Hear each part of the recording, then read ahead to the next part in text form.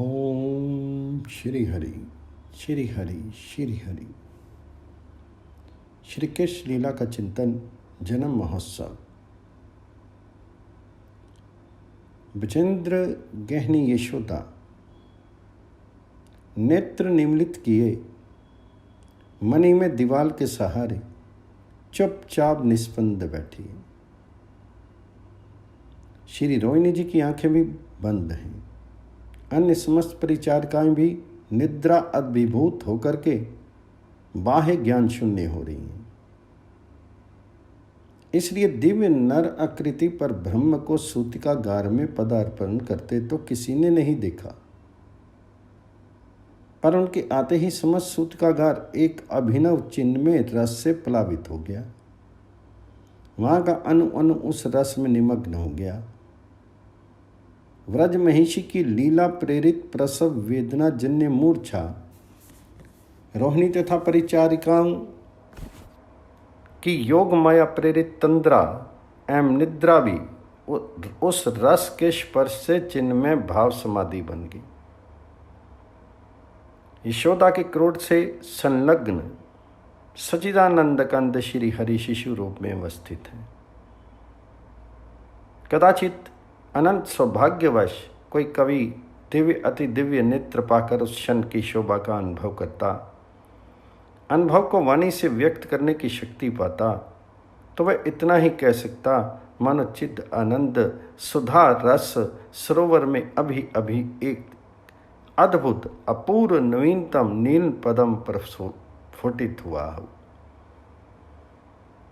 वह अभूतपूर्व अरविंद जिसका अघ्राण मधुगंध लुब्ध भ्रमरों ने आज तक नहीं पाया था, जिसके सौरभ का अपहरण करके कृतार्थ होने का अवसर अनिल को आज तक नहीं प्राप्त हुआ था, जल जिस अरविंद को उत्पन्न ही नहीं कर सका था, जल के वक्षस्तर पर खेलने वाली चंचल तरंगें जिस पदम को प्रकंपित करने का गर्व नहीं कर सकी थी, जिस कमल को आज तक कहीं किसी ने भी नहीं देखा था, अचिंत्य लीला महाशक्ति की प्रेरणा से सर्वप्रथम रोहिणी माता की आंखें खुलती हैं।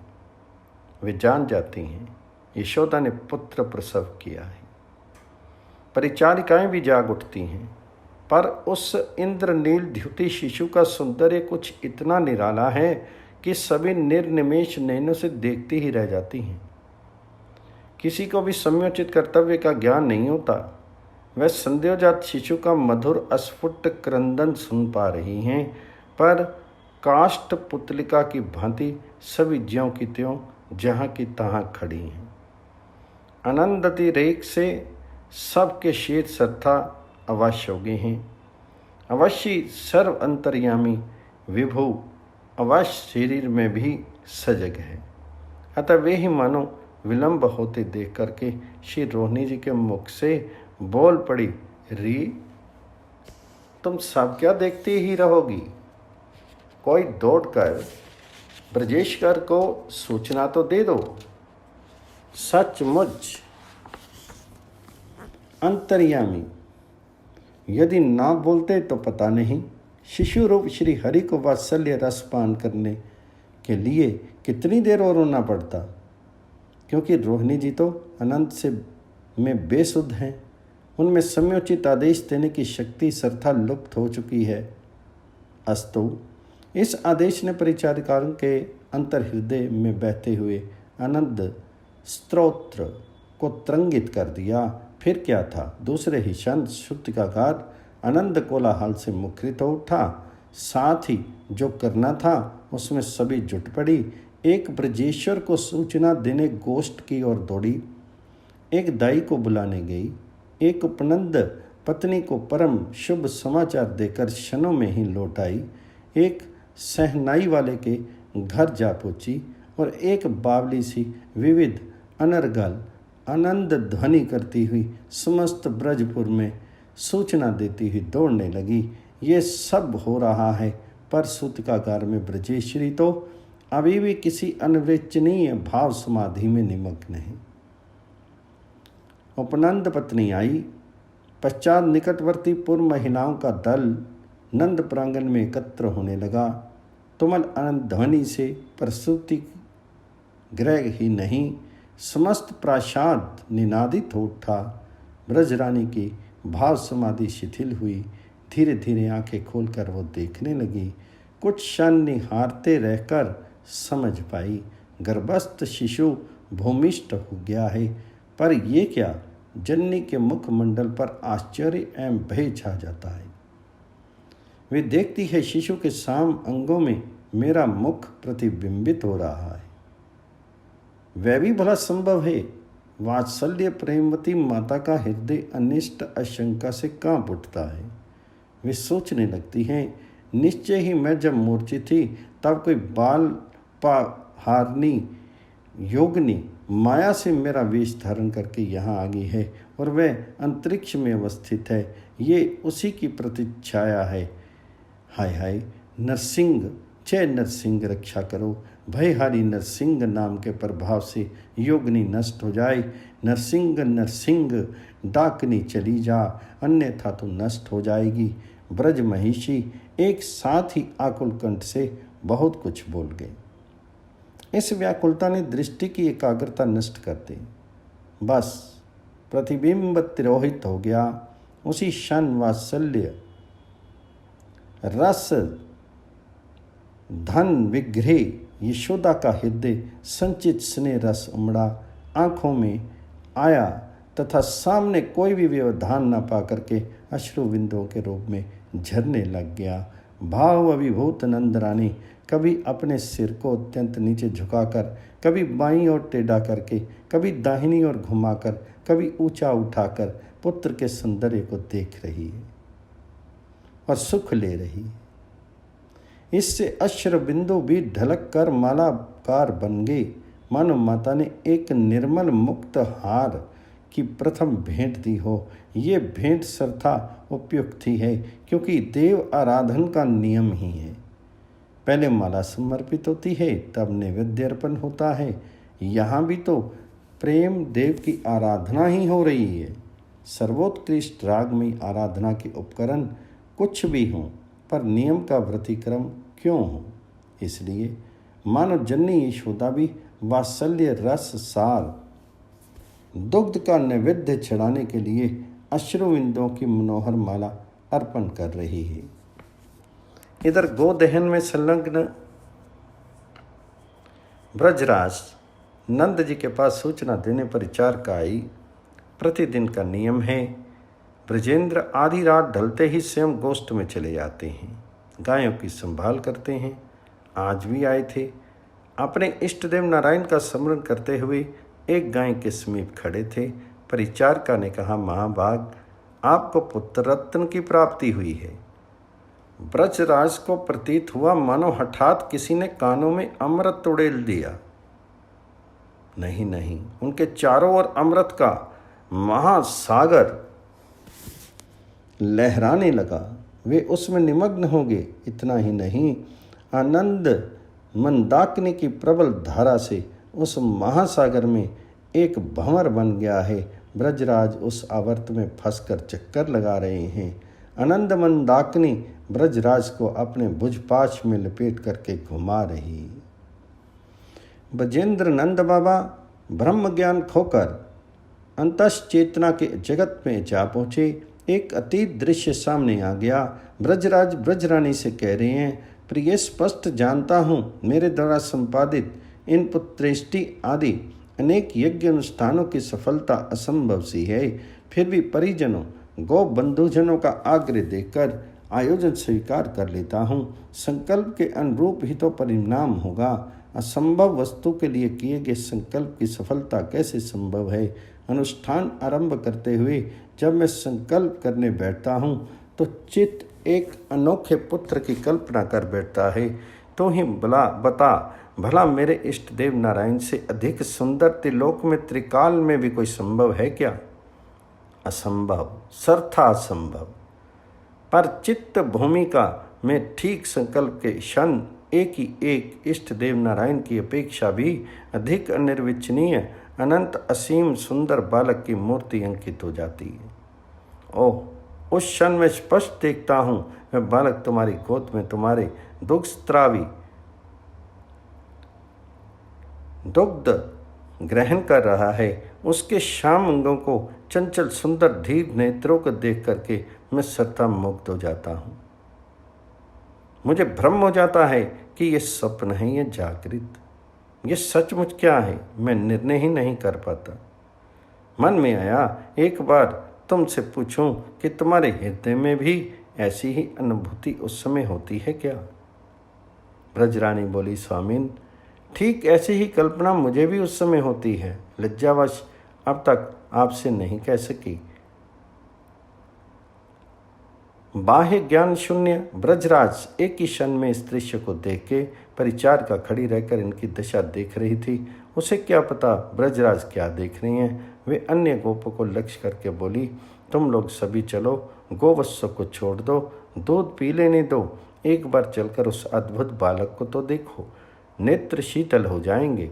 आज तक कहते कहते परिचारिका वहीं बैठ गई। नंदराय को बुलाने आई है, ये बात वह भूल सी गई। उसकी आंखों के सामने प्रसूति का ग्रह आ गया।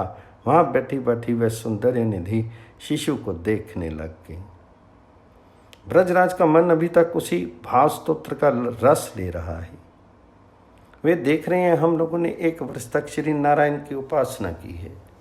श्री नारायण स्वप्न दर्शन देकर कह रहे हैं, गोपवर, वह सचमुच तुम्हारा अनादि सिद्ध पुत्र है, तुम्हारा संकल्प शीघ्र ही सत्य होगा। इस घटना के बाद कुछ दिन बीत गए। आज माघ कृष्णा प्रतिपदा है। आज की रजनी एक विचित्र शोभा से संपन्न सी प्रतीत हो रही है। हठात ब्रजरानी तंद्रा से जाग कर कहती है, नाथ, अभी अभी मैंने स्पष्ट देखा है, ठीक वही बालक तुम्हारे हृदय से निकल करके मेरे हृदय में आ बैठा है। एक आश्चर्य की बात और है, उसके सुंदर श्याम शीर के ऊपर एक ज्योतिर्मयी दिव्य कुमारी का मानो आवरण पड़ा हुआ है। पहली दृष्टि में वह ज्योतिर्मयी बाल का सा दिखता है, पर किंचित गंभीरता से देखने पर उसका अप्रतिम सुंदर श्याम कलेवर स्पष्ट दिखने लग जाता है। सुनकर ब्रजराज आनंद मुग्ध हो गई। वे स्वयं भी ऐसी अनुभूति कर चुके हैं। उपयुक्त घटनावली का दृश्य ब्रजराज के मनोराज्य की कल्पना नहीं है, वह सर्वथा इसी रूप में घटित हो चुकी है। परिचारिका के शब्दों ने तो अतीत की स्मृति को उद्बुद्ध मात्र कर दिया, जिससे वह घटना मानो वर्तमान में अभी अभी हो रही है। इस रूप में ब्रजराज को वह दिखने लगी जो हो किसी अज्ञात प्रेरणा से नंदराय के कानों में अब वह शब्दावली पुनः गूंज उठी, महाभाग, आपको पुत्र रत्न की प्राप्ति हुई है। नंदराय ने आंखें खोल दी तथा अविलंब प्रासाद की ओर दौड़ पड़े। पीछे पीछे परिचारिका भी दौड़ी। पथ में जाते हुए नंदराय सोचते जा रहे हैं, क्या सचमुच वही श्याम बालक उत्पन्न हुआ है? पर हृदय के उमड़ते हुए अनंत प्रवाह में विवेक लुप्त हो गया है। विचार शक्ति अनंत रंगों से तरंगित हो रही है, चंचल बन गई है। फिर निर्णय कौन करे? ब्रजेंद्र निर्णय नहीं कर सके। ब्रजराज आकर प्रसूति का गृह के सामने आंगन में खड़े हो जाते हैं। प्राणों की उत्कंठा लेकर आए हैं कि पुत्र का मुख देखूंगा, पर देख नहीं पाते।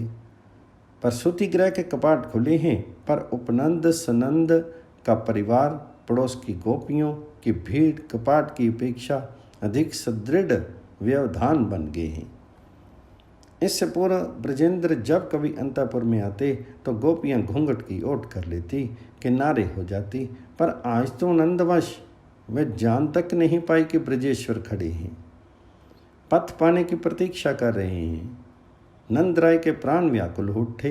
तत्क्षण ही उन दर्शक गोपियों के अंतराल से कुछ क्षण के लिए एक क्षुद्र छिद्र बन गया। ब्रजेश को अपने पुत्र की एक स्पष्ट झांकी प्राप्त हो गई। आहा, वही है, सचमुच वही शिशु आया है।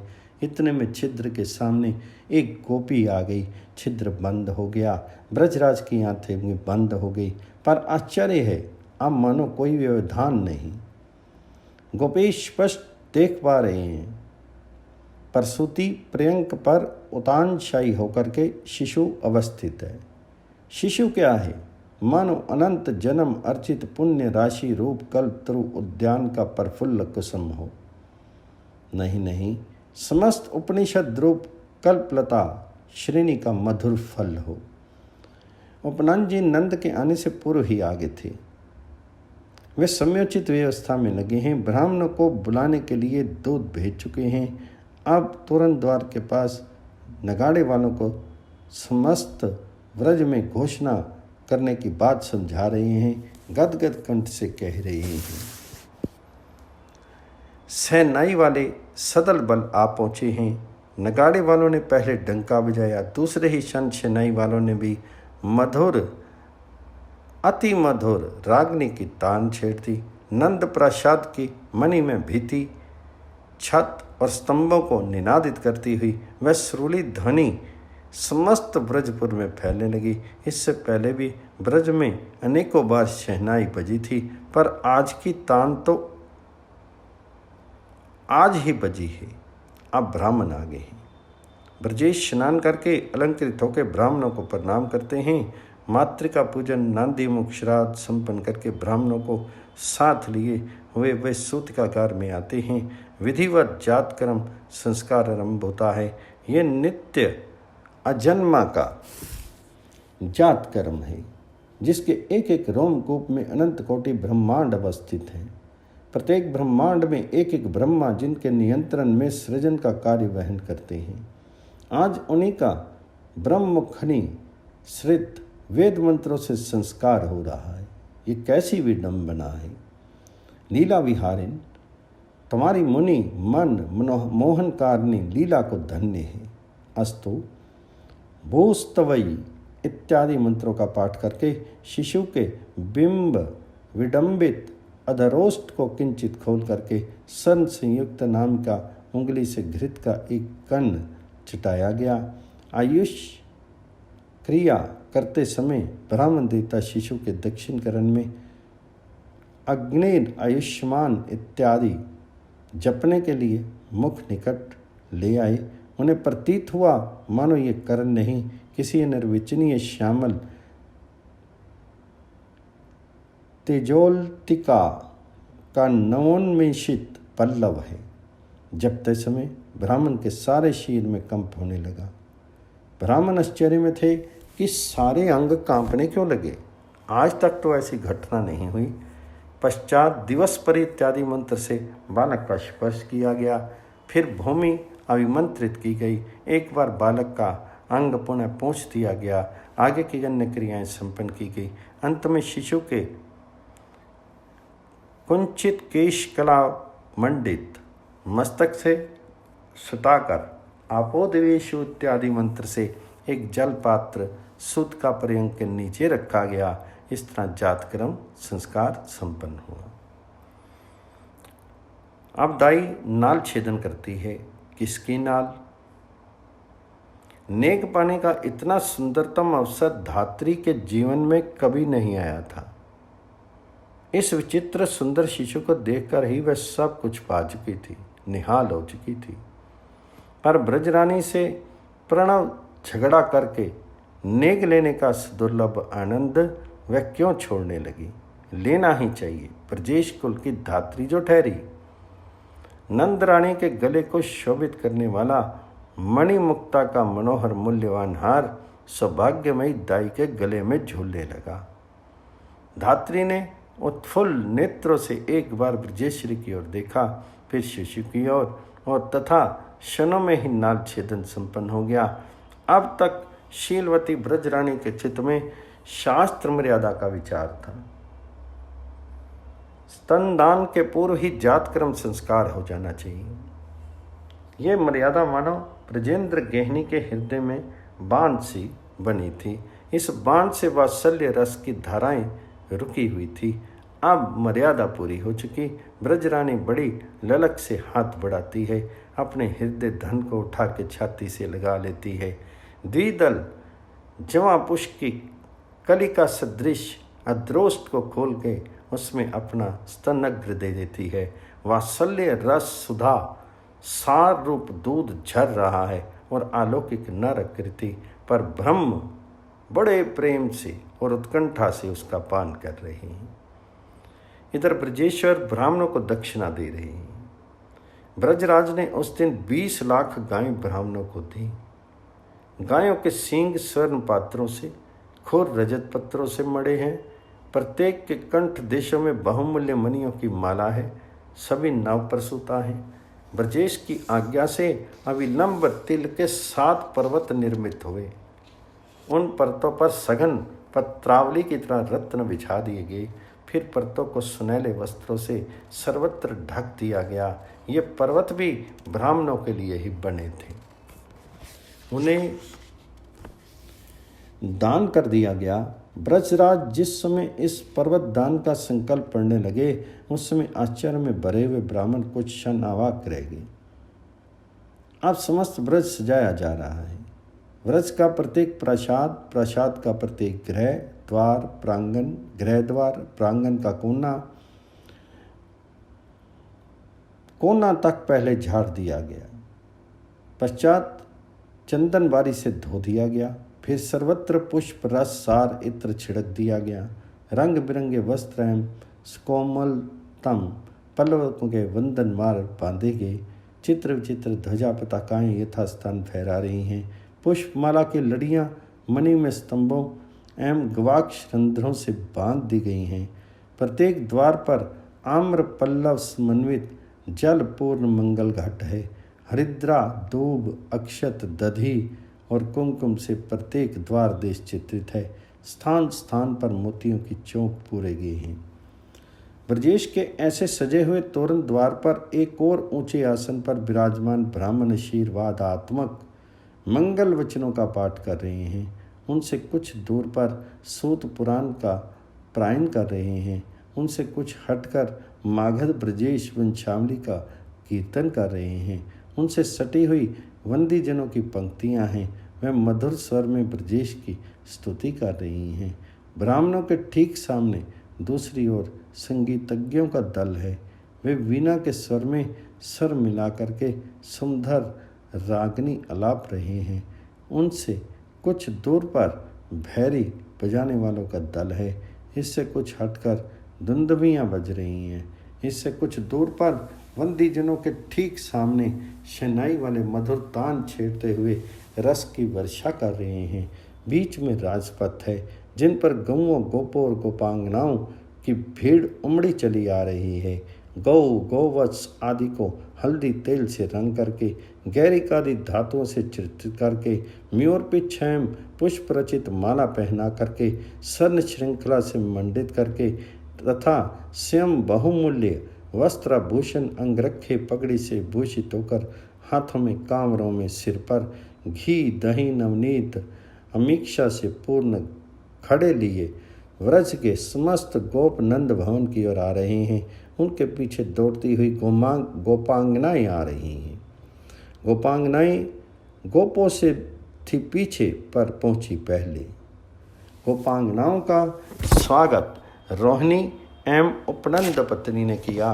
पश्चात वे सब क्रमशः सूतकागार में गई। शिशु का श्रीमुख देख करके अनुभव करने लगी कि श्रेष्ठा ने नेत्रों की सृष्टि इस नंद पुत्र को निहारने के लिए ही दी है। आज वह नेत्र निर्माण का फल प्राप्त हो गया। गोपांगनाएं नंद नंदन को आशीर्वाद देने लगी। रे सुकुमार बालक, रे व्रज राजकुमार, तो बड़ा होकर चिरकाल तक हम लोगों की रक्षा कर। बाहर समस्त व्रज गोपों की मंडली गायों सहित आ पहुंची है। नंद जी सबसे यथा योग्य मिलते हैं।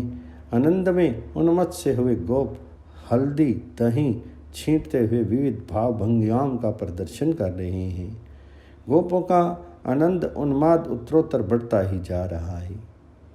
बूढ़े ब्रजेंद्र को भी उन सब ने अपने बीच में ले लिया है और इतना दूध, दही, घृत और नवनीत ढरकाया है कि नदी सी बह चली है। दूध दही के अनेकों गंभीर गर्त बन गए हैं। उनमें लौटते हुए गोपों का शीर सरथा उज्जवल दिखने लगा है, मानो ये गोप दुग्ध सागर के चंचल तरंगे हों। ब्रजेश्वर कभी तो इस दूध दही की नदी में स्नान करने आते हैं, कभी रत्न राशि लुटाने के लिए द्वार देश पर खड़े हो जाते हैं। याचना की आवश्यकता नहीं, कोई भी विद्या उपयोगी आकर खड़ा हुआ कि नंदराज रत्नों की झोली, वस्त्रों की गठड़ी, गोधन की टोली लेकर उसके पास जा पहुँचे। सदा के लिए उनका मंगतापन मिटा दिया। ब्रजेश कुल के सूत, मागध, बंदीवान आज अयाची बन गए हैं, इसमें तो कहना ही क्या है। ब्रजेन तो इतनी संपत्ति लुटा रहे हैं, इसमें आश्चर्य की कोई बात नहीं है। उनका भंडार ही अब अनंत असीम बन गया है, क्योंकि सारे विश्व की समस्त संपत्ति जिनके चरण सेविका लक्ष्मी जी की आंशिक विभूति हैं, वे स्वयं आज पुत्र के रूप में ब्रजेश के घर पधारे हैं। प्राकृत भंडार की सीमा होती है, उसमें से कुछ निकालने पर उतना अंश कम हो जाता है, उतने अंश की पूर्णता अपेक्षित होती है। पर ब्रजेश का भंडार प्राकृत नहीं, वह ऐसा है कि उसमें से जितना भी निकालेंगे उतना ही बचा कर रह जाएगा। अपनी जान में संपूर्ण निकाल लेंगे तो भी उसमें संपूर्ण बचा रहेगा। इसलिए उनके देने में आज विराम नहीं, हिसाब नहीं, देते ही चले जा रहे हैं। हाँ, देते समय ब्रजेश के वात्सल्य प्रेम परिभावित मन में निरंतर केवल एक भावना है, इस दान से मेरे इष्ट देव नारायण प्रसन्न हो, उनके प्रसन्नता से मेरे पुत्र का कल्याण हो। भीतर अंतःपुर में हरिद्रा तेल की कीच मची है। गोपांगनाएं परस्पर एक दूसरे पर हल्दी तेल छिड़क रही हैं। छिड़कते ही बाहर आती हैं। ब्रजेंद्र की गोपों की दशा देख करके आनंद में निमग्न होकर गाने लगती हैं। आज ब्रजेश्वर ने सबसे अधिक सम्मान श्री रोहिणी जी का किया है। आज का सम्मान रोहिणी ने स्वीकार भी कर लिया है। इससे पूर्व रोहिणी ने कभी नंद घर के सुंदर वस्त्र, सुंदर आभूषणों की ओर ताका तक नहीं था। वे सदा पति वियोग, पति बंधन से मन ही मन खिन्न रहती थी। पर आज यशोदानंदन का मुख देखते ही रोहिणी का रोम रोम आनंद में निमग्न हो गया। इसी से वे नंद प्रदत्त दिव्य वस्त्र आभूषणों से सज्जित होकर के पूर्व महिलाओं के सत्कार में लगी हुई है। दिन बीत चुका है, पर गोप गोपांगनाओं का उत्साह शिथिल नहीं हुआ। अभी भी उसी नृत्य, उसी आनंद कोलाहल से नंद प्रासाद मुखरित हो रहा है। एक वृद्ध बंदी भी दिन भर से अतिशय सुमधुर कंठ से गाता रहा है। दिन भर उसके नेत्रों से अविरल अश्रु धारा बहती रही है। अब सूर्य अस्ताचल को जा रहे हैं, पर वह अब भी पीली पगड़ी बांधे शहनाई वाले के सर में सर मिलाकर गा रहा है।